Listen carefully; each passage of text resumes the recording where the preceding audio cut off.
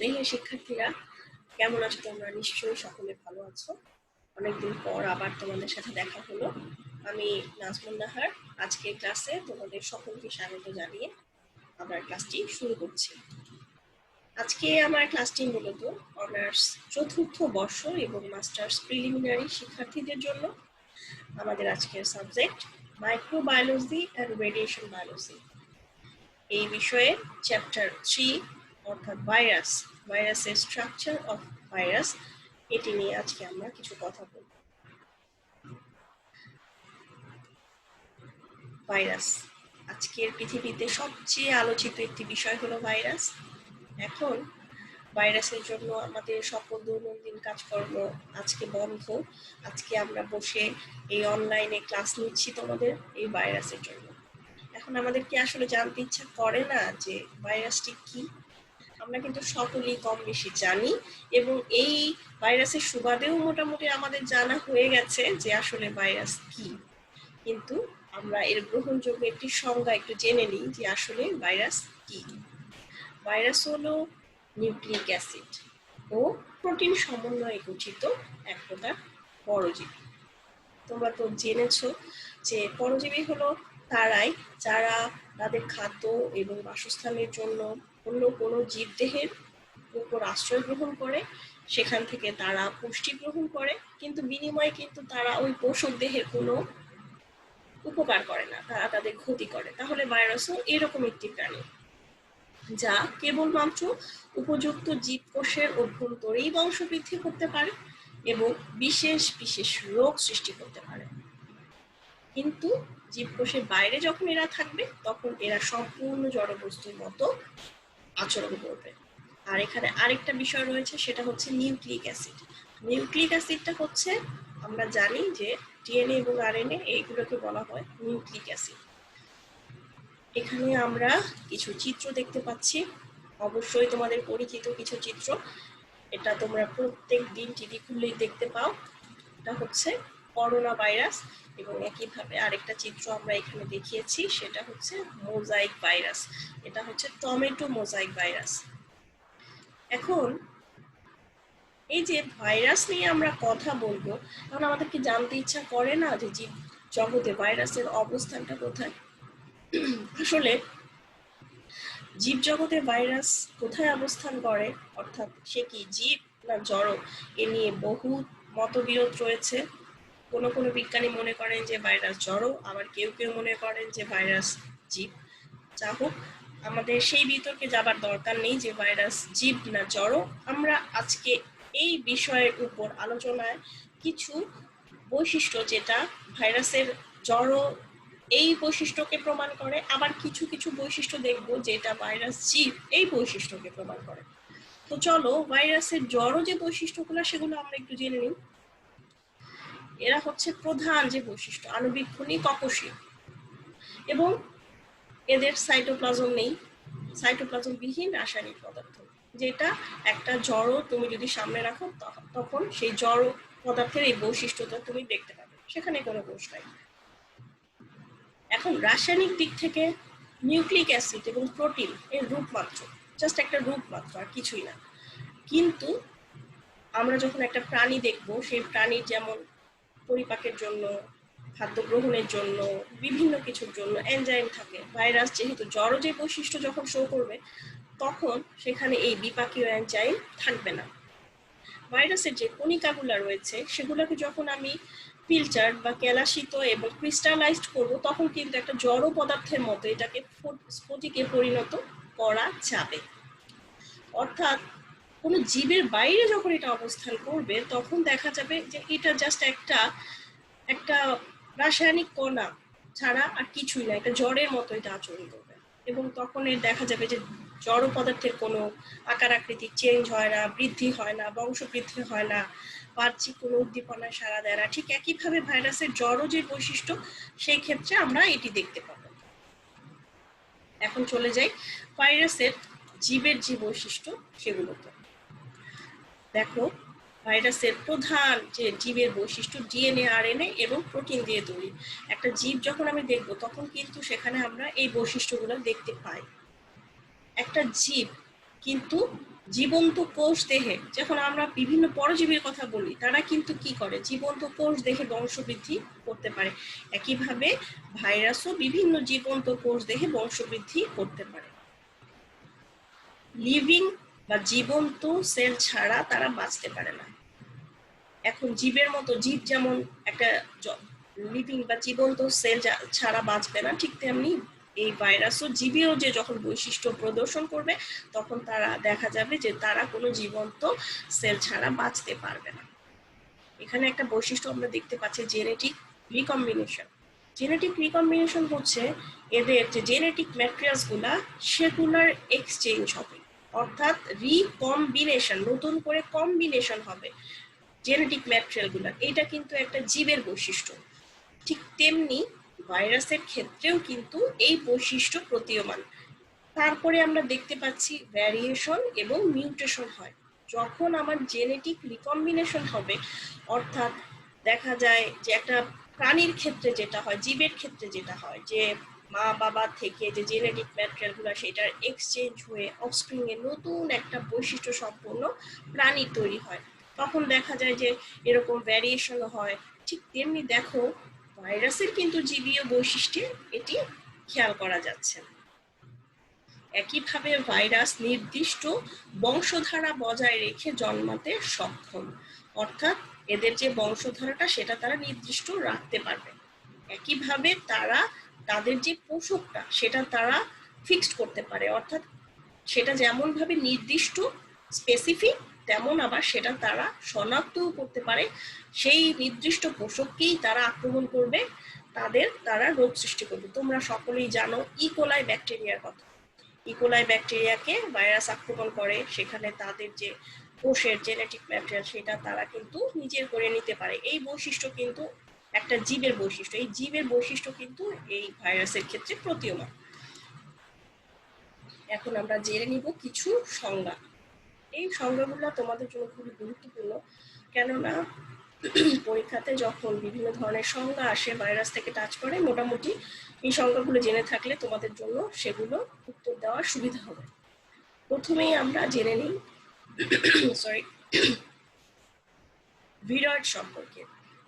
ভিরয়েড হচ্ছে প্রোটিনবিহীন nucleic acid যুক্ত সংক্রমণক্ষম virus, অর্থাৎ ভাইরাসের আমরা একটু আগে বলেছি প্রোটিন এবং নিউক্লিক অ্যাসিড থাকে।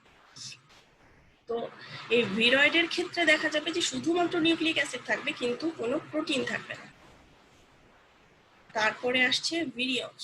ভিরিয়ন্স হচ্ছে সংক্রমণক্ষম পূর্ণাঙ্গ ভাইরাস, অর্থাৎ সেখানে নিউক্লিক অ্যাসিডও থাকবে, সেখানে প্রোটিনও থাকবে, এবং তখনই সেটা পূর্ণাঙ্গ হবে এবং সেটাকে বলা হচ্ছে ভিরিয়ন্স। একইভাবে প্রিয়ন, দেখো এখানে নিউক্লিক অ্যাসিড বিহীন শুধুমাত্র প্রোটিন থাকবে। প্রিয়ন মনে রাখা সুবিধার জন্য প্রোটিন থাকবে এবং নিউক্লিক অ্যাসিড থাকবে না, সেই ভাইরাসটাকে বলা হচ্ছে প্রিয়ন। আসছে আরএনএ ভাইরাস। আরএনএ ভাইরাস হচ্ছে যেসব ভাইরাসে নিউক্লিক অ্যাসিড হিসেবে আরএনএ থাকে, তাকে আরএনএ ভাইরাস বলবো, সেখানে কোনো ডিএনএ থাকবে না। উদাহরণ হিসেবে আমরা বলতে পারি এইচআইভি, টিএমভি, এই ভাইরাসগুলোর কথা। একইভাবে ডিএনএ ভাইরাসটা হচ্ছে যেসব ভাইরাসে নিউক্লিক অ্যাসিড হিসেবে ডিএনএ থাকে, সেগুলো হচ্ছে ডিএনএ ভাইরাস। এখানে আমরা একটা দেখতে পাচ্ছি লাইটিক সাইকেল। ভাইরাসের যে রিপ্রোডাকশন হয়, দুই ধরনের রিপ্রোডাকশনের ওয়ে রয়েছে, একটা হচ্ছে লাইটিক আর একটা হচ্ছে লাইসোজেনিক। তাহলে এখানে আমরা বলছি লাইটিক সাইকেলের কথা, অর্থাৎ যেসব ভাইরাস লাইটিক ফাজ দ্বারা জীবনচক্র সম্পন্ন করে তাকে লাইটিক সাইকেল বলে। এখন প্রশ্ন হতে পারে যে লাইটিক ফাজ এই জিনিসটা কি? লাইটিক ফাজটা হলো যে সমস্ত ফাজগুলো নির্দিষ্ট জীবন্ত কোষে প্রবেশ করে বিভিন্ন পর্যায় অতিক্রমের মাধ্যমে অপত্য ফাজের জন্ম দেয়, সেগুলো হচ্ছে লাইটিক ফাজ। একইভাবে লাইসোজেনিক চক্র হচ্ছে যে সকল ভাইরাস লাইসোজেনিক ফাজ দ্বারা জীবন চক্র সম্পন্ন করে, তাকে লাইসোজেনিক ফাজ বলে। লাইসোজেনিক ফাজটা হচ্ছে যে লাইটিক ফাজের মতো এরা বিভিন্ন পর্যায়ে না, এরা হচ্ছে সহাবস্থানে থাকে, যে কোষটাকে আক্রমণ করবে সেই কোষের ডিএনএ ম্যাটেরিয়ালের সাথে এটা সহাবস্থানে থাকবে এবং পোষক কোষের ডিএনএর পরিবর্তনের মাধ্যমে তারাও তাদের যে এক্সচেঞ্জ হবে, তাদের যে ডিএনএ চেঞ্জ হবে, তার মাধ্যমে এই লাইসোজেনিক যে ফাজগুলো তারাও তাদের জীবনচক্র ডিএনএ ম্যাটেরিয়াল এগুলো চেঞ্জ করার মাধ্যমে জীবনচক্র সম্পন্ন হবে। এটা হচ্ছে লাইসোজেনিক চক্র।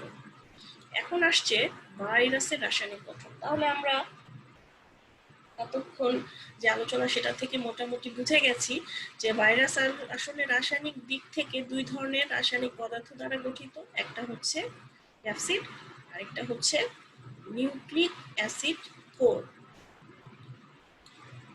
ক্যাপসিডটা হচ্ছে ভাইরাসের এই চিত্রটা দেখে তোমরা বুঝতে পারছো যে প্রোটিনের যে আবরণ সেটাকে বলা হচ্ছে ক্যাপসিড এবং এখানে কিন্তু অনেকগুলো প্রোটিন অণু দ্বারা গঠিত। এই প্রত্যেকটা অণুকে বলা হচ্ছে ক্যাপসোমিয়ার।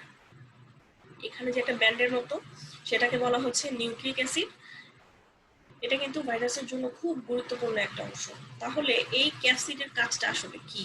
ক্যাপসিডটা হচ্ছে যে এরা কিন্তু ভাইরাসের একটা প্রতিরক্ষক আবরণ হিসেবে কাজ করবে এবং পোষকের যে দেহকোষ সেখানে নিউক্লিক অ্যাসিড প্রবেশে সহায়তা করবে এবং পোষক কোষের বংশবৃদ্ধিকারী নিউক্লিক অ্যাসিড ও প্রোটিন যে সংশ্লেষণ, সেই প্রোটিন সংশ্লেষণের তারা কিন্তু সহায়তা করে। এটা হচ্ছে এই ক্যাপসিডের কাজ।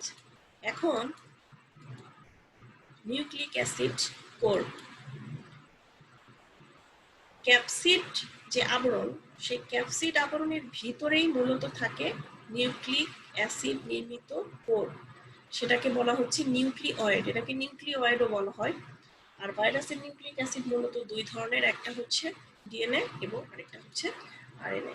এই চিত্রতে আমরা দেখতে পাচ্ছি এটা হচ্ছে নিউক্লিও ক্যাপসিড ভাইরাল জিনোম। এখন আমরা কথা বলবো ব্যাকটেরিওফাজ সম্পর্কে। ফাজ হচ্ছে যে যে সমস্ত ভাইরাসগুলো ব্যাকটেরিয়াকে ধ্বংস করে তাদেরকে বলা হচ্ছে ব্যাকটেরিওফাজ। আমরা আজকে যে স্ট্রাকচার অফ ভাইরাস সেখানে আমরা T2 ফাজ নিয়ে কথা বলবো। এখন T2 এটা কেন? কারণ বিজ্ঞানীরা আসলে বিভিন্ন ধরনের ফাজ আবিষ্কার করেছেন। তার মধ্যে যে এই টি সিরিজে ওনারা 1 থেকে 7 পর্যন্ত মানে নাম্বার বা নাম্বারিং করেছেন। এটার যে T2 এটা নিয়ে মূলত আজকে আমরা কথা বলবো। তাহলে আমরা দেখছি যে যে সকল ভাইরাস ব্যাকটেরিয়াকে আক্রমণ করে তাদের যে দেহের ভেতরের সংখ্যা বৃদ্ধির মাধ্যমে ব্যাকটেরিয়াকে মেরে ফেলবে তাদেরকে ব্যাকটেরিওফাজ বলে। অর্থাৎ সংখ্যা বৃদ্ধি করবে ব্যাকটেরিয়ার ভেতরে, তাদের যে ডিএনএ কর্তৃত্ব পুরাপুরি নিজের নিয়ন্ত্রণে নিয়ে নেবে এবং ওই যে ব্যাকটেরিয়া সেই ব্যাকটেরিয়াকে ধ্বংস করে ফেলবে, সেটাকে বলা হচ্ছে ব্যাকটেরিওফাজ। এখন আমরা দেখলাম যে এই ব্যাকটেরিওফাজের মধ্যে এখন T2 এই ব্যাকটেরিওফাজের গঠন। T2 এই নামটা তোমরা মোটামুটি এর আগেও বহু শুনেছ এবং এটা একটা কমন ব্যাকটেরিওফাজ। এই ব্যাকটেরিওফাজের গঠন নিয়েই মূলত আজকে আমরা আলোচনা করব। এখন T2 ভাইরাস মূলত আমরা জানি যে প্রোটিন এবং নিউক্লিক অ্যাসিড এই দুটো অংশ নিয়ে গঠিত হবে এবং এটা দেখতে কিন্তু অনেকটা ব্যাঙাচির মতো এবং এর যে সমস্ত দেহ সেই দেহটাকে দুই ভাগে ভাগ করা হয়। একটা হচ্ছে এই যে মাথা অংশ, আরেকটা হচ্ছে লেজের অংশ। তাহলে তোমরা বুঝতে পারছো দেখতে অনেকটা দেখো ব্যাঙাচি মতো এটাকে দেখা যাচ্ছে এবং এই যে মাথার অংশ সেটা হচ্ছে এখানে যে নিউক্লিক যে ম্যাটেরিয়ালগুলো সেগুলো এই অংশটার মধ্যেই মেইনলি থাকে। আর এই নিচের অংশটা হচ্ছে অ্যাটাচমেন্টের ক্ষেত্রে, অর্থাৎ কোনো ব্যাকটেরিয়াকে সে যখন সেই ব্যাকটেরিয়াকে আক্রমণ করবে সেই অ্যাটাচমেন্টের ক্ষেত্রে নিচের অংশটা সহায়তা করে। T2 ব্যাকটেরিওফাজের গঠন। এখন আমরা এখানে দেখতে পাচ্ছি একটা T2 ব্যাকটেরিওফাজের চিত্র। প্রথমেই আমরা বললাম যে মাথা এবং লেজ। তো মাথা নিয়ে এখন যদি কথা বলি তাহলে আমরা দেখব যে এটা অনেকটা ষড়ভুজাকৃতি এবং প্রিজমের মতো এবং এর মাথায় যে ডিএনএটা থাকে সেইটা ডিএনএটা এর ভেতরে থাকবে, এর মাথার অংশে থাকবে এবং এটা একটা দ্বিস্তর বিশিষ্ট প্রোটিনের যে আবরণ সে আবরণ দ্বারা ঘেরা থাকে। তার পরের অংশটা আমরা দেখো এখানে যে অংশ, অর্থাৎ কলার অংশটা কি? কলার অংশটা হচ্ছে যে একটা শার্ট বা কোনো কিছুর কলার অর্থাৎ মাঝের যে অংশটা, তাহলে এটা যদি মাথা হয় এবং এটা যদি লেজ হয়, এটার মাঝের যে অংশটা সেটা হচ্ছে কলার। অর্থাৎ মাথা এবং লেজের সংযোগ স্থলে কিছুটা বর্ধিত অংশ দেখতে পাওয়া যায়, এই অংশটি মূলত কলার এবং এটি প্রোটিন দিয়ে তৈরি। এখন শেষের অংশটা হচ্ছে এই লেজের অংশটা। লেজের অংশটার ক্ষেত্রে এটা একটা সরু নলের মতো এবং এর ভেতরে কিন্তু কোনো ডিএনএ ম্যাট্রিক্স থাকে না, এটা একটা ফাঁকা অংশ, এখানে কোনো ডিএনএ থাকবে না, এটাকে বলা হচ্ছে কোর। এবং এটি শুধুমাত্র প্রোটিন দিয়ে আবৃত থাকে, প্রোটিন আবরণ, এবং এখানে কিছু উৎসেচক এগুলো থাকতে পারে। এবং ফাইনালি যেটা বেস প্লেট, এটা কিন্তু খুব গুরুত্বপূর্ণ একটা অংশ, শেষের যে অংশটা এটা গুরুত্বপূর্ণ একটা অংশ, কারণ এটা কিন্তু দেখতে কিছুটা চ্যাপ্টা এবং প্রশস্ত। এটা হচ্ছে শেষের যে অংশটা, এবং এর চারদিকে দেখো এই যে স্পর্শক, 6টি সরু লম্বা স্পর্শক তন্তু এগুলো থাকে, এবং নিচে এই যে নিচের অংশ এখানে কিছু স্পাইক আর কাটা থাকে। এই স্পর্শক তন্তু এর যে কাজটা, এটা হলো কি করে, এই যে পোষক যে দেহ যার মাধ্যমে সে বংশবৃদ্ধি করবে বা যাকে সে আক্রমণ করবে, তাকে আক্রমণের জন্য, আঁকড়ে ধরবার জন্য এই তন্তুগুলা, স্পাইক তন্তুগুলো এগুলো কিন্তু হেল্প করে। আর হচ্ছে আমরা বলছি যে ওরা কিন্তু মেইনলি কোলাই ব্যাকটেরিয়াকে আক্রমণ করে। এখন কোলাই ব্যাকটেরিয়াকে যখন আক্রমণ করবে, তখন প্রথমে আক্রমণ করবার পর তাদের সাথে লেগে থাকার দরকার হবে, এবং তারপর যে ব্যাকটেরিয়ার কোষ প্রাচীর, তাদের মেইন উদ্দেশ্য হচ্ছে যে ভাইরাসের যে ডিএনএ ম্যাটেরিয়ালগুলো সেগুলো ব্যাকটেরিয়ার কোষের ভেতরে প্রবেশ করানো। এখন প্রবেশ করাতে গেলে তার কোষ প্রাচীরটা তাকে ছিঁড়ে ফেলতে হবে বা নষ্ট করে ফেলতে হবে। এই ফেলার বা ছিদ্র করা বা ক্ষত করার যে কাজটা, সেটাই এই করে থাকে এই যে কতগুলো যে স্পাইক বা কাটা থাকে সেইগুলো এই কাজগুলো করে থাকে। এটাই মূলত হচ্ছে T2 ব্যাকটেরিওফাজের গঠন। এখন আমরা দেখতে পাচ্ছি এখানে কিছু ভাইরাসের এক্সাম্পল রয়েছে, এখানে কিছু ডিএনএ ভাইরাস, কিছু আরএনএ ভাইরাস। এখন একটা কথা বলে রাখি, সেটা হচ্ছে যে প্রাণী যে ভাইরাসগুলো সেগুলো হচ্ছে ডিএনএ ভাইরাস, এবং উদ্ভিদ যে ভাইরাসগুলো সেগুলো হচ্ছে আরএনএ ভাইরাস, কিন্তু এর ব্যতিক্রমও লক্ষ্য করা যায়। এখানে herpes, chicken pox, small pox, parvo, tick, rhino, SARS, influenza, Ebola, HIV, এই ভাইরাসগুলো আছে। এগুলো হচ্ছে তোমাদের পরীক্ষার মধ্যে অনেক সময় আসে, ডিএনএ ভাইরাস দ্বারা আক্রান্ত কিছু রোগের নাম এগুলো আসে, এগুলো তোমাদের বইয়েও রয়েছে, তোমরা এগুলো একটু দেখে নিবে। পরবর্তীতে এখানে আরো কিছু ভাইরাস, ডিএনএ এবং আরএনএ উদাহরণ দেয়া আছে, সেগুলো চিত্রের মাধ্যমে দেয়া আছে, তোমাদের এটা নোটের মতো করে করা হয়েছে, এটা তোমরা ইচ্ছা করলে দেখে নিতে পারো। পরবর্তীতে আমরা একটু আগে বললাম যে এই যে ডিএনএ এবং আরএনএ ভাইরাস শুধু যে প্ল্যান্ট বা এনিমেলকেই আক্রমণ করবে, ডিএনএ এনিমেলে থাকবে, আরএনএ প্ল্যান্টে থাকবে, এরকম কিন্তু নয়, ব্যতিক্রমও রয়েছে। যেমন দেখো করোনা ভাইরাস, এখানে কিন্তু হিউম্যান আরএনএ ভাইরাসের কথা আছে, সেখানে কিন্তু আছে এখানে করোনা ভাইরাস। আবার এখানে হিউম্যান কিছু ডিএনএ ভাইরাসের উদাহরণ আছে। তো শিক্ষার্থীরা, আজকে মূলত এই ছিল আমাদের ক্লাস। আজকে আমরা চেষ্টা করেছি ব্যাকটেরিয়ার গঠন নিয়ে কথা বলতে। এখানে আমরা ব্যাকটেরিয়ার গঠন কিছু ভালো চিত্রের মাধ্যমে বুঝিয়ে দেওয়ার চেষ্টা করলাম। ক্লাসটা যেমন সহজ তেমনি মজার। তো আশা করব তোমরা মনোযোগ দিয়ে এই স্লাইডগুলো দেখবে, এবং এরপরে এখানে যদি কোনো ধরনের প্রবলেম হয় তোমরা একটু বইয়ের সাথে মিলিয়ে দেখবে, আর তারপরেও যদি কোনো প্রবলেম হয় অবশ্যই আমাদের মেসেঞ্জারে নক করবে। আশা করি সেই সমস্যাগুলোর সমাধান করে দেবার চেষ্টা করব। তো আজ এই পর্যন্তই। সকলে ভালো থাকো, সুস্থ থাকো। তোমাদের সকলের সুস্থতা এবং দীর্ঘায়ু কামনা করে এখানে শেষ করছি।